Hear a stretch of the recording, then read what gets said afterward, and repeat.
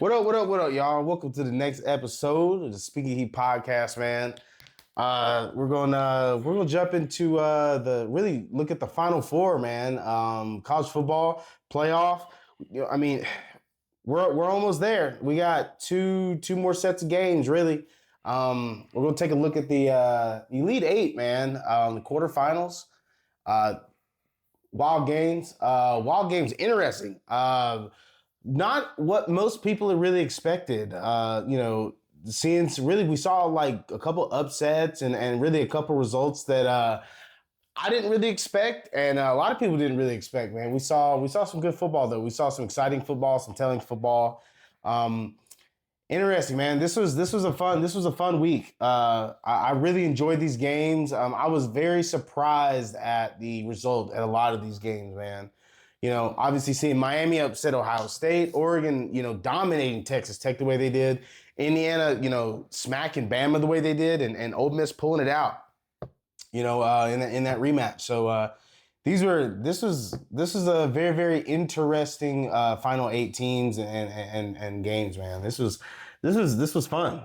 Yep, it was definitely fun. I guess, are we gonna start with Miami versus Ohio State? This is the first one we got on the rundown here. Obviously, Miami upset Ohio State in very interesting fashion, man. They really looked like the more physical football team, when you really look at it, man. It was very, very impressive to see what Miami was able to do against Ohio State.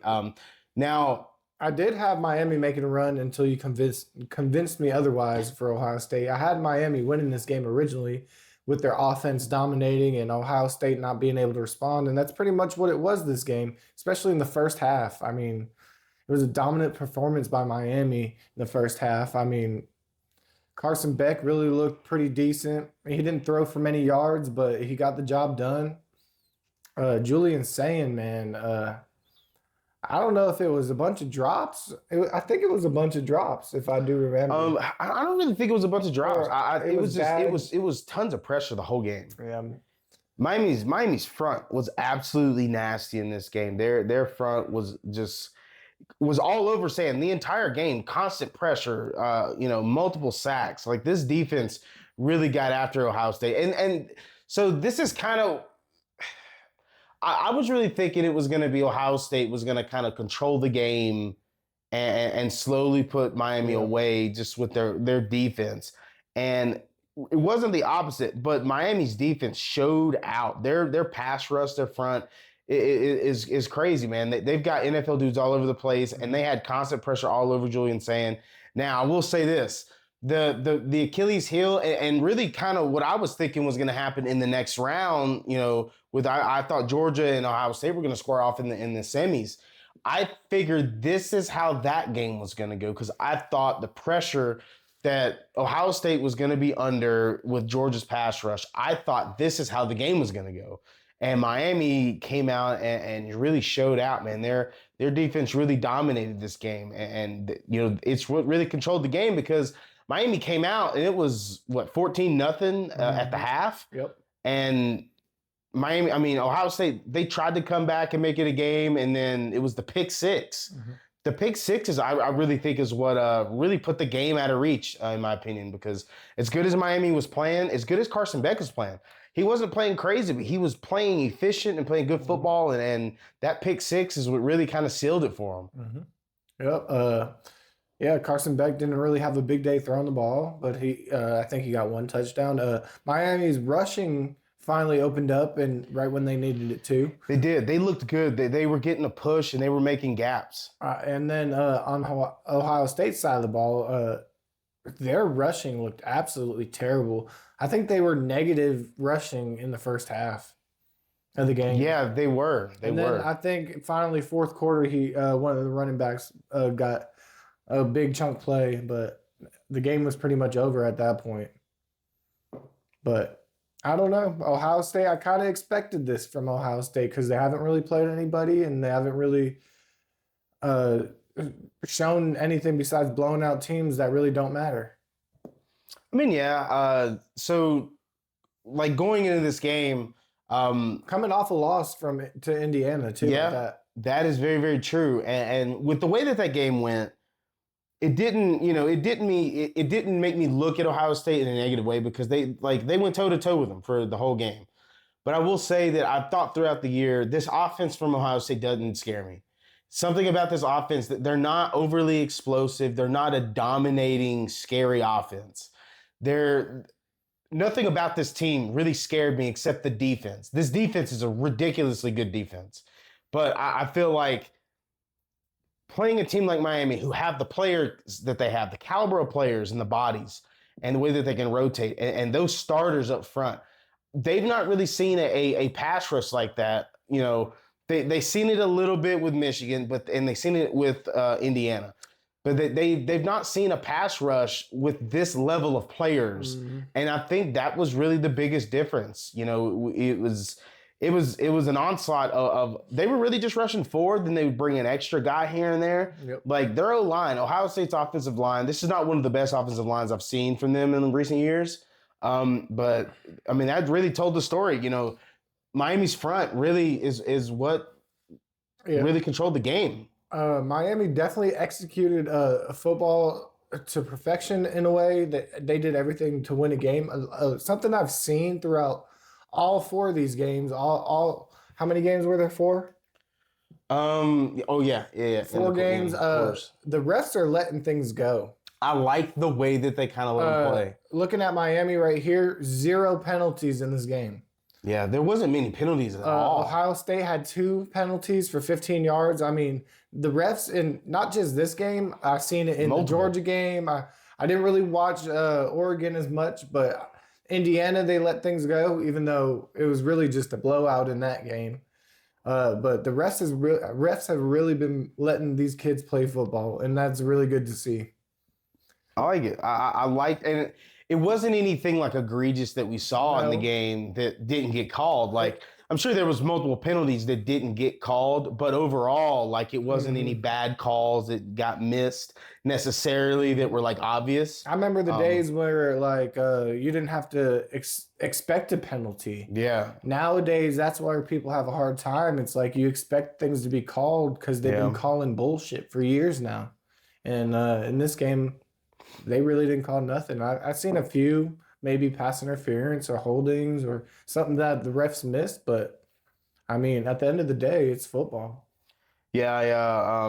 Looking forward now, obviously Miami is moving on and they're going to play Ole Miss. And for Ohio State, really, I mean, the future's bright for them. I mean, Sayan's, this is his first year starting. I think he's a sophomore or redshirt freshman. So, like, they've got the future ahead of them for sure. So I seen, I think there's like 4,000 kids in the transfer portal. Yeah, it's a ton. I'm sure a bunch of them are going up north to Ohio for sure. For sure. I'm sure Ohio State's going to get the pick of the litter out of them. So, but very impressive win by Miami. I like what I see from them.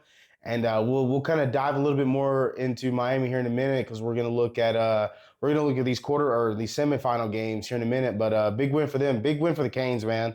They're on a serious run here. Next year we'll look at Oregon and Texas Tech. Dominating performance, honestly, dominating performance by the Ducks here. Kind of got a slow, sluggish start to begin the game, 6-0 at the half. But, kind of what I kind of thought what might happen. I thought Oregon was clearly the better team. Yep. Something that I kind of thought of later in the year with Texas Tech, even though the Texas Tech was dominating and looked very, very good. And they're a very, very good football team. I thought later in the year, something about their offense just didn't send me over the top with them. I just did not see the spark that I've seen in the past, obviously, with this offense. And I kind of felt like Oregon was going to play pretty well defensively against them. I did not see Texas Tech doing a ton of scoring in this game. I expected it to be a lower-ish scoring game, not too low, but I felt like Oregon would kind of pull away. And Texas Tech never got on the board. Their defense played extremely well. Oregon looked really, really good in this game. They looked like clearly one of the best teams in the country, and they looked like they're in prime position to really make a run at this title here, man. They looked really, really good here. Yep, totally agree. I don't know what went wrong with Texas Tech's offense. I mean, I could say the same for, like I said, for Ohio State. Their strength of schedule really, I feel like they need to play teams, good teams that are in playoff contention. Really need the committee really needs to define it by teams played and who their strength of schedule, and this just proved it this year. I mean, Texas Tech played what? They played Oklahoma, right? No, they played. I think their toughest game they played was BYU. They So, played BYU twice, so I mean, the and I mean they committee. did dominate them, and they dominated who they were supposed to play. I mean, but as Um, a committee, you guys got to come together after this year and change a few things. but I don't see how that translated into the playoff because they didn't look like that team that Especially with dominated a bye. everybody. You know? Especially with a bye. Well, I Yeah. guess they won their conference, so Yeah. that's like almost an automatic bye at this point. But I mean, it's as expected. We both had Oregon winning this game, really opening up in the playoffs, and I look forward to seeing Oregon make a run because it very well may be Oregon versus Miami. Maybe. So watching this game, like especially like when you go back and look at the stats and stuff and how the game really played out. Just defensively overall, Oregon just played great overall. I mean, they only allowed 78 rushing yards in the game to Texas Tech. Their pass defense was actually incredible. Only 137 total passing yards and 2 interceptions. Yeah, their defense was top notch. Like just Oregon just looked absolutely almost perfect in a way. Like once they kind of got it going, offensively, they looked really good. Now defensively, Texas Tech played well in the game. I mean, Oregon only scored 23 points. They played good red zone. Yeah, like they kept Oregon out of the end zone. They only scored 2 touchdowns in the game. I don't see Oregon as a red zone scoring offense. I see them as a big play. To a degree, yeah. A big play offense to where they get scores of like or 30 yards or more or something like that. Yeah. But once they get down and dirty in the red zone, They got to do a better job at running the football in the red zone. Yeah, they got to do. I don't know. I just still like Oregon though. I do like Oregon. I for sure. I for sure do, especially with this type of performance. Against a really good defense like Texas Tech, and they kind of had to try to play a little bit cleaner in the second half. They scored 2 touchdowns in the second half, and they still didn't come easy. So like they still were playing and were playing and fighting some adversity here against a really good Texas Tech front. And really early in the game, Texas, like I kind of saw the momentum of Texas Tech, them gain some momentum because Texas Tech's front was they were playing pretty well in the first half. Like they were getting some pressure. They weren't allowing Oregon to necessarily, just run away with this at all. But just I think part of the game was Texas Tech not being able to put up points.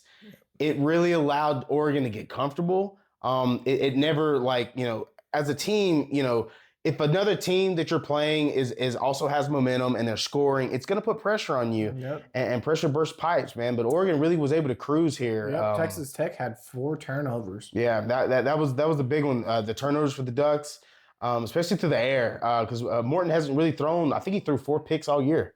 So Texas Tech doesn't turn the ball over a lot. So that's big for Oregon, man. Because they play garbage teams.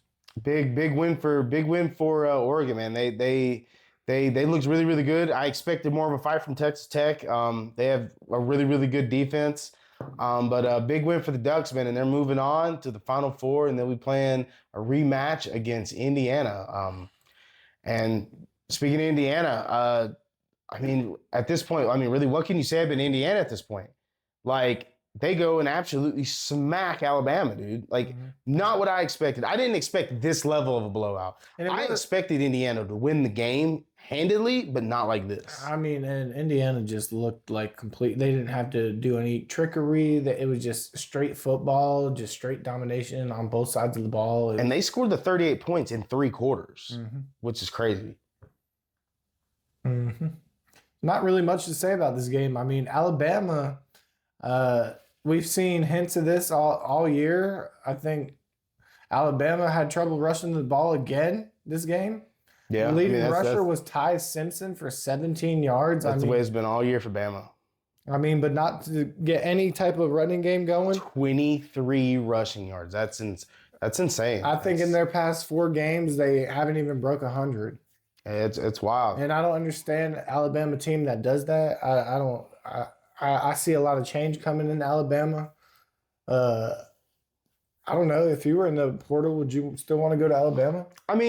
Sure. I think really, so looking at, I guess we're looking at Alabama post this game and looking forward, in the portal and then the off season, and kind of what's a way that they can fix what happened here, because this isn't just you losing, like you got dominated. Did Ty Simpson get hurt? He left the game after because I'd kind of like dipped out of watching it after it was a blowout. Quarter? Yeah, he took a monster hit. Yeah, in the first half. Yeah.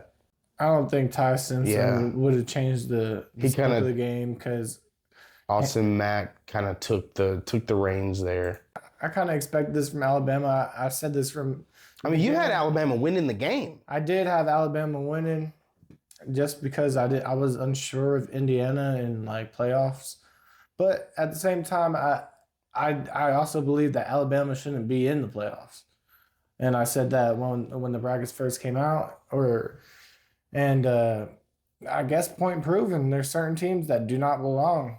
Like whenever the bracket came out, like I said, I thought Notre Dame and Miami should get in. I thought Alabama should drop after they got beat by Georgia, and I thought those other two teams should have got in. Now I don't want to just say that just because Alabama lost now, but I think the way that they lost. It showed deficiencies with Alabama. The last 2 games of the regular season, their rushing game was negative yardage in both games. They won the game against Auburn. I don't get how you put a team in that can't run the ball. Well, you win the games, and like their identity is not. They're not going to be a dominant run game. That's not who they are. That's not Kalen DeBoer. That's not who they are. They win games. It ain't got to be dominant, but it's got to be there when you need it.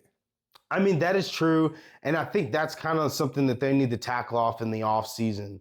I think if I'm Kalen DeBoer, I'm going to go and I'm going to tweak my offense. I'm going to bring in maybe a different OC or a co-OC and kind of develop a run game, kind of get back, let's get under center a little bit more. Let's try to develop more of that downhill run game because they have the bodies to do it.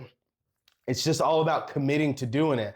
And I think if they can get a little bit more physicality, because Alabama, let's be fair, they're a soft football team.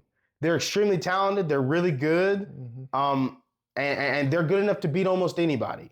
But they're a soft football team. They play a soft brand of football. Yeah, I think they're entitled too because they've won. They've always been that team, and they have a certain mentality about them. And I don't know. I think looking at this game is kind of like when we look back at when DeBoer was at Washington and they played Michigan in the national championship. I think the way that they got dominated against Michigan, it's kind of reflects this. It's like they played a soft brand of football, and Alabama does as well right now. And I think that has caught up to them. And I think to a degree it caught up to them throughout the season. And even though that they were able to win enough games to get in the playoff, I think it was underlying because they weren't able to run the football very well. So I think that's something that they really need to tackle in the offseason if they really want to get back here and be able to compete, because you got to be able to run the football, and you don't have to be dominant, but you've got to have some semblance of a run game, especially if you have the talent that Alabama has here. So, on the flip side, Indiana looked absolutely dominant. 407 total yards in this game. They were very balanced, very efficient, and they just absolutely dominated in every single way that you could imagine. They cruised in this game. They looked absolutely dominant, and they looked like maybe the best team in the country, as they have really all year, and they've continued to not really show any cracks here. And this is going to be a big-time matchup against Oregon. Rematch. It's hard to beat a good team twice. I'm really looking forward to this because both teams are playing some really, really good football here. So big win by Indiana here, and they're moving on, and they're 2 games away from a natty. So big time win for Indiana. And really the bookend of the weekend of the playoff. Big game, really good game, a rematch, SEC rematch here. Ole Miss goes and takes down Georgia in a thriller, man. This is an absolutely great football game. This was really, really good. I like seeing football like this, and I'm not gonna lie. I really think Like you said, it's hard to beat a good team twice. it is And this was reminiscent of the game they played in the regular season. I mean, a little bit. it just the tides would flip. I think the narrative here, looking at this game, I think really what comes down to it is I think Trinidad Chambliss is just a dog. Mm-hmm. He really is what really put this team over the top and won this game. Yep. He's the reason that they're in the playoff, and he's the reason that they won this game. I mean, when it comes down to it, he threw for what was it, like 400 yards? He threw for like almost 400 yards in this game, I think, Yep. or over 400 yards. Yep. I think Georgia, such a heartbreaking loss, but their defensive backfield, their deep safeties and corners, they need a lot of work. There was one guy that just kept letting big plays get by him. There was no real reason for Georgia to lose this game. Ole Miss's kicker should have been player of the game because he was making 50 plus. I think he made like 3 50-plus field goals in this game, 50-yard field goals. I don't know. Great game to watch. Sucks that they lost, but I don't know. This is football. This is what it should come down to, not blowouts. This is primetime college football, playoff football. So looking at the game itself, like I said, Trinidad Chambliss was what won the game. He threw for 362 yards, 2 touchdowns, but the plays that he made, especially late in the game, was absolutely insane. The fourth quarter, like the way that he really stepped up and played big. He played big when they needed him to. The dude's a stud. I hope he gets the waiver from the NCAA and gets another year. I want to see him come back and play another year. This dude is just incredible, and he's going to be the reason that they do anything in this playoff and contend for a title here. This dude is an absolute stud. This is big time quarterback play when you need it the most. He was the offense. He put this team on his shoulders and went and absolutely balled. I would say on the flip side, I think Gunner did not have his best day here. He threw for 200, little over 200 yards. Yep. This is kind of like where I looked at like in the past, like early in the year with Georgia. I feel like these are the times where your defense may be giving up points. Your overall team may not be playing the greatest football, but you're the quarterback. You're the best team. You're the best player on the team. You're the most important player in sports, most important position in sports. You got to play big. And also, like, when you're going against another guy that's putting up big numbers and is balling the way that Chambliss was, you've got to match it. You've got to be able to go toe-to-toe and match it. It was going to be a quarterback duel, and I think Gunner just fell short in this one. And really, that was really the key difference here. I do, as a Georgia fan, I do believe because Georgia technically outrushed them. I think the play calling late in the game was not on point on Georgia's side. Not willing to go for it, 4th and 2. And giving up a big play at the end of the game to lose the lead.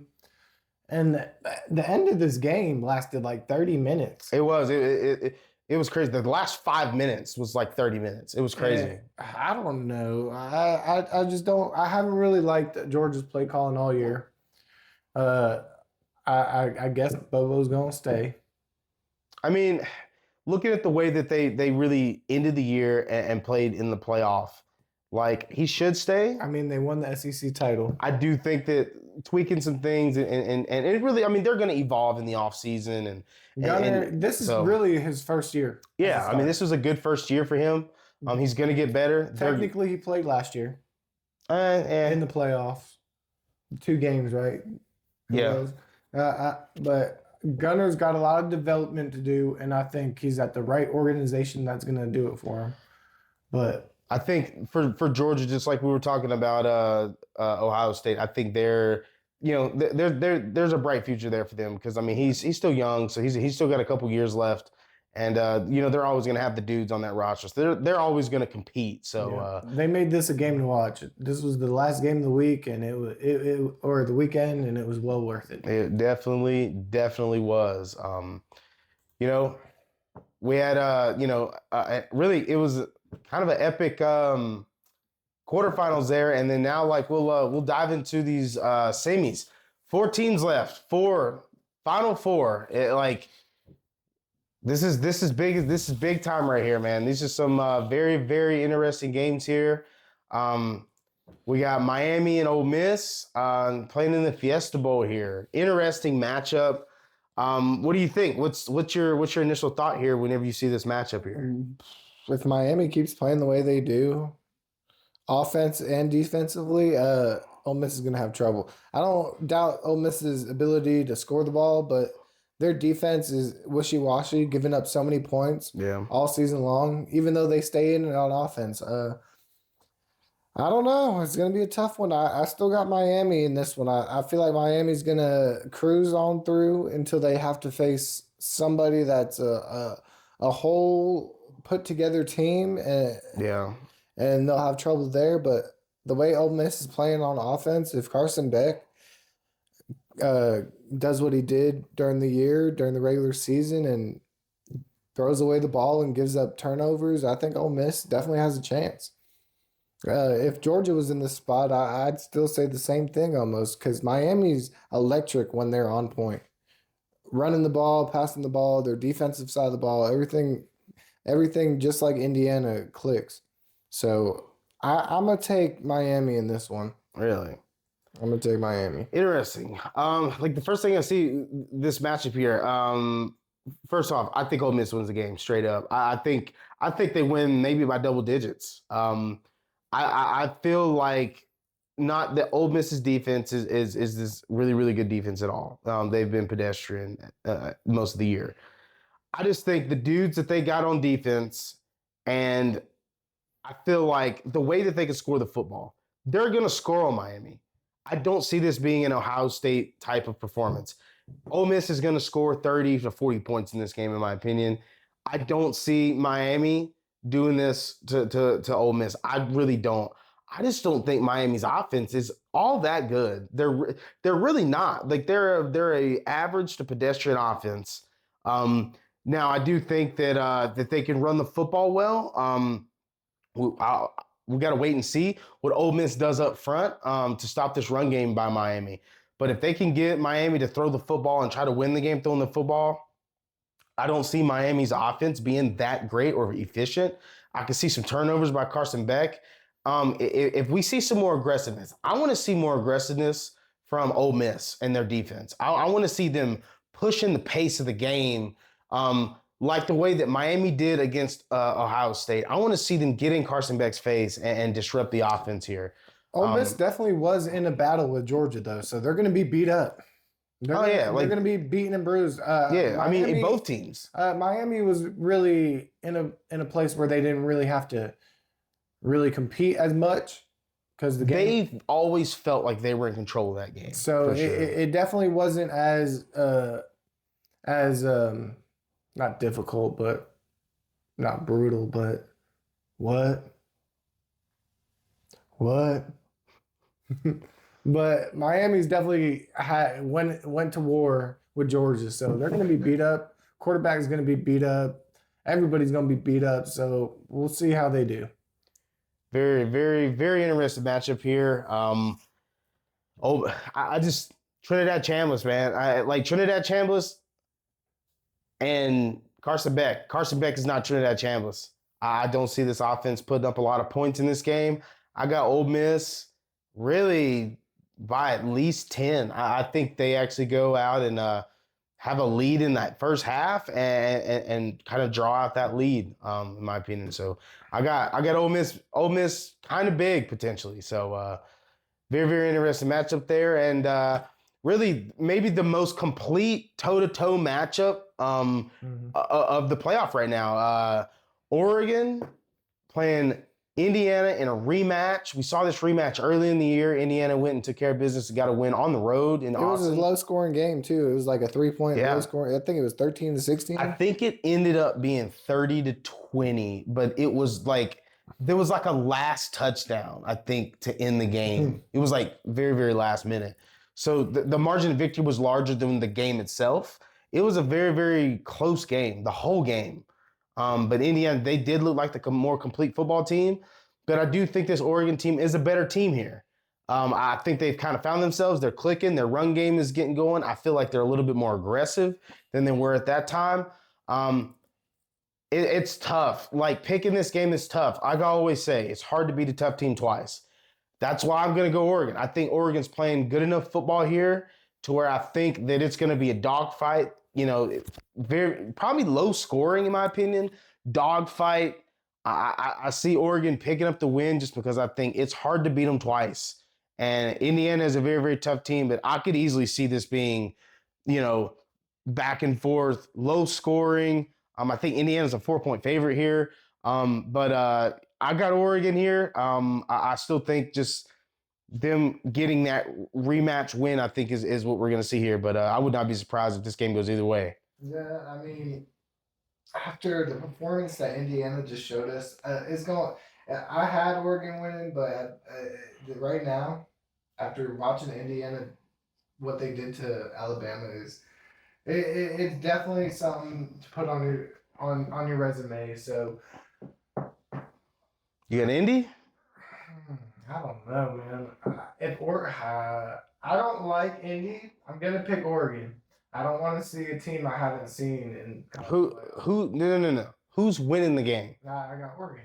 So you think Oregon's winning the football game? Not who you want to see. Yeah. Who's going to win the game? Yeah, I think Oregon's going to pull it off. They have all the experience. They've been there, done that. Indiana has proven a lot this whole season.